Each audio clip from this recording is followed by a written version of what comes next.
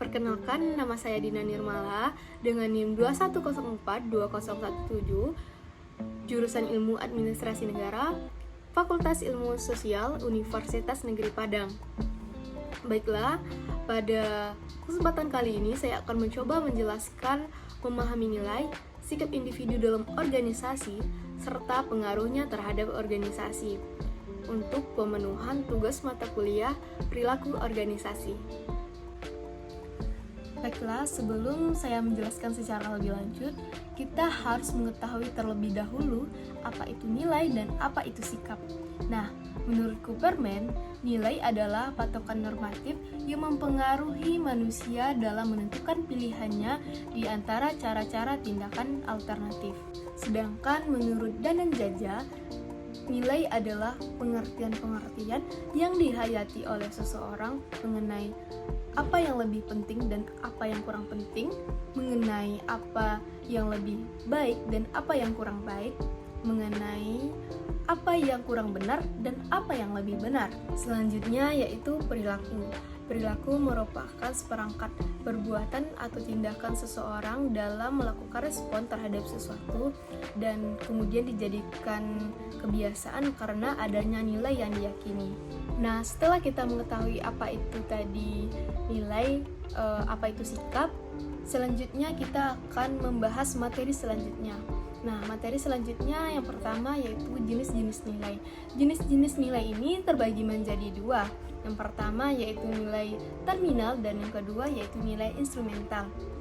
Nah, apa sih itu nilai terminal? Nilai terminal merujuk pada keadaan-keadaan akhir yang diinginkan, yang merupakan tujuan yang ingin dicapai seseorang selama masa hidupnya. Sebagai contoh, kehidupan yang nyaman, kehidupan yang menantang, menginginkan persahabatan sejati, menginginkan pengakuan sosial.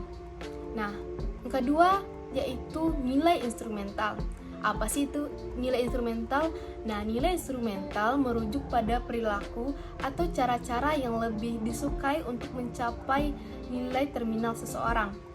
Sebagai contoh, ambisius, berpikir luas, cakap, berani, pemaaf, suka menolong, jujur, patuh, sopan, dan bertanggung jawab. Materi selanjutnya yaitu pembentukan dan perubahan sikap. Sikap adalah pernyataan evaluatif terhadap suatu objek, orang, atau peristiwa. Hal itu mencerminkan perasaan seseorang terhadap sesuatu. Pada dasarnya, sikap bukan merupakan suatu pembawaan, melainkan hasil dari interaksi antara individu dengan lingkungan, sehingga bisa dikatakan sikap itu bersifat dinamis, berubah-ubah. Nah, sikap dapat pula dinyatakan sebagai hasil belajar karena sikap dapat mengalami perubahan. Sesuai yang dinyatakan oleh Sherif dan Sherif tahun 1956 menyatakan bahwa sikap dapat berubah karena kondisi dan pengaruh yang diberikan. Ada beberapa faktor yang mempengaruhi pembentukan sikap. Yang pertama yaitu faktor internal.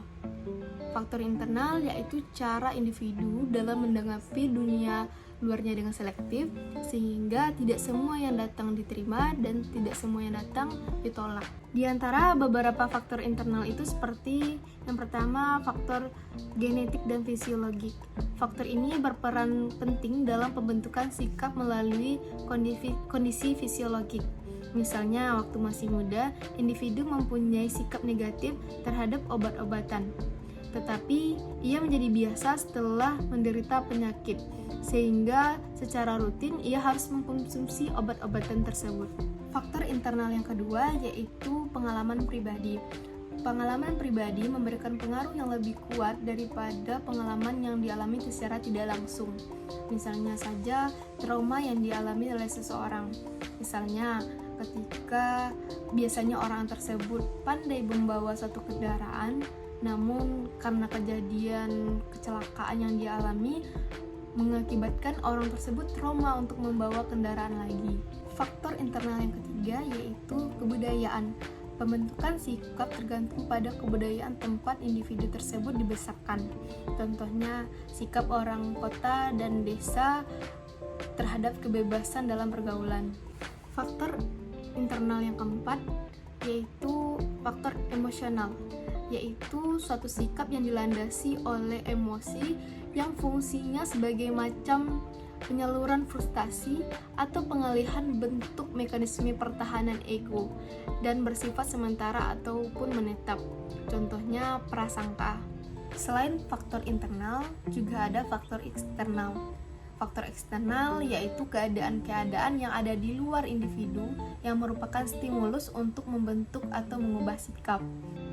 Beberapa faktor eksternal diantaranya seperti pengaruh orang tua.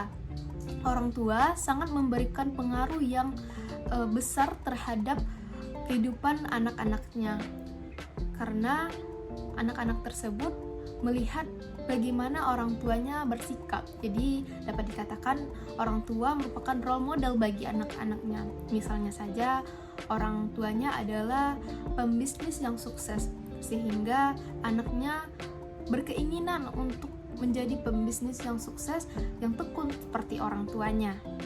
Faktor eksternal yang kedua yaitu kelompok sebaya atau kelompok masyarakat. Nah, biasanya interaksi yang terjadi antara teman sebaya ini akan memberikan dampak atau pengaruh terhadap sikap seseorang.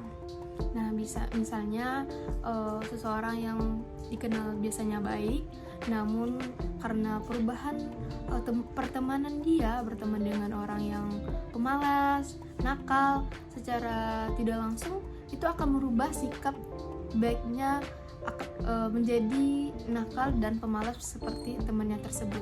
Pengaruh eksternal yang ketiga yaitu media massa. Media massa ini juga memberikan pengaruh yang besar terhadap sikap seseorang. Pesan-pesan yang disampaikan oleh media tersebut memberikan sugesti atau sugesti terhadap seseorang. Nah, misalnya saja di media massa terdapat suatu berita tentang artis, mengatakan artis tersebut berlaku buruk. Nah, secara tidak langsung kita juga bersugesti bahwa orang tersebut atau artis tersebut juga buruk, padahal kita belum tentu kejadian sebenarnya. Tetapi karena media massa yang menggiring opini secara tidak langsung membuat sugesti kita juga ikut seperti yang ada di media massa. Dan faktor eksternal yang keempat yaitu institusi atau lembaga pendidikan dan agama. Nah, institusi ini berfungsi sangat penting dalam pembentukan sikap seseorang untuk lebih baik. Nah, dengan adanya pendidikan moral yang ada dalam suatu institusi atau pengajaran agama, tentunya akan membuat sikap seseorang menjadi lebih baik. Selanjutnya, materi ketiga yaitu hubungan nilai, sikap, dan perilaku individu. Nilai dan sikap merupakan konstruk hipotetik, menjadi dorongan, bimbingan internal bagi terwujudnya perilaku seseorang. Nilai mempengaruhi pembentukan arah dan sikap seseorang. Begitu juga sikap sebagai pernyataan nilai yang dimiliki oleh seseorang. Nilai dapat mempengaruhi perilaku atau perbuatan seseorang dengan mempengaruhi sikap dan penilaian terhadap konsekuensi daripada perilaku atau perbuatan tersebut. Sikap yang dilakukan oleh setiap individu sangatlah berpengaruh terhadap perilaku individu. Pengaruh tersebut terletak pada individu sendiri terhadap respon yang dia tangkap. Kecenderungan individu untuk melakukan tindakan yang dipengaruhi oleh berbagai faktor bawaan dan lingkungan sehingga menimbulkan tingkah laku. Sehingga hubungan antara nilai sikap dan perilaku seseorang itu sangat berkaitan erat.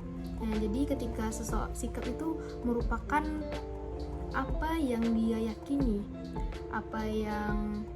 jadi terbentuklah sikap tadi, apa yang dia yakini terbentuklah sikap tadi. Nah, dari sikap tadilah dia merespon terhadap bagaimana dia merespon terhadap berbagai rangsangan yang dia tangkap, sehingga terbentuklah perilaku tadi tentang bagaimana dia berperilaku tadi. Materi yang selanjutnya yaitu pengaruh nilai dan sikap terhadap perilaku organisasi. Seperti yang kita ketahui bahwasanya nilai penting untuk mempelajari perilaku organisasi karena nilai menjadi dasar untuk memahami sikap dan motivasi serta karena nilai mempengaruhi persepsi kita. Individu-individu memasuki gagasan kita dengan nilai yang dikonsepkan sebelumnya mengenai apa yang seharusnya dan tidak seharusnya. Tentu saja, gagasan-gagasan itu sendiri tidaklah terbatas nilai. Sebaliknya, gagasan-gagasan tersebut mengandung penafsiran tentang benar dan salah. Gagasan itu menyiratkan bahwa perilaku-perilaku atau hasil tertentu lebih disukai daripada yang lain. Alasannya, nilai memperkeruh objektivitas dan rasionalitas. Nilai umumnya mempengaruhi nilai dan perilaku. Contohnya saja ketika kita memasuki dunia organisasi, kita masuk dengan keyakinan bahwa penentuan gaji berdasarkan kinerja adalah benar, sedangkan penentuan gaji berdasarkan senioritas adalah salah. Nah, bagaimana jika kita menemukan bahwa organisasi tersebut ternyata memberikan gaji berdasarkan senioritas, bukan berdasarkan kinerja? Kemungkinan besar kita akan merasa sangat kecewa terhadap hal tersebut, dan ini dapat memicu ketidakpuasan kerja dan keputusan untuk tidak memaksimalkan kinerja tadi. Nah, itulah penjelasan beberapa materi mengenai nilai, sikap individu dalam organisasi, serta pengaruhnya terhadap organisasi. Jika terdapat kesalahan dalam penyampaian, saya mohon maaf. Terima kasih. Wassalamualaikum warahmatullahi wabarakatuh.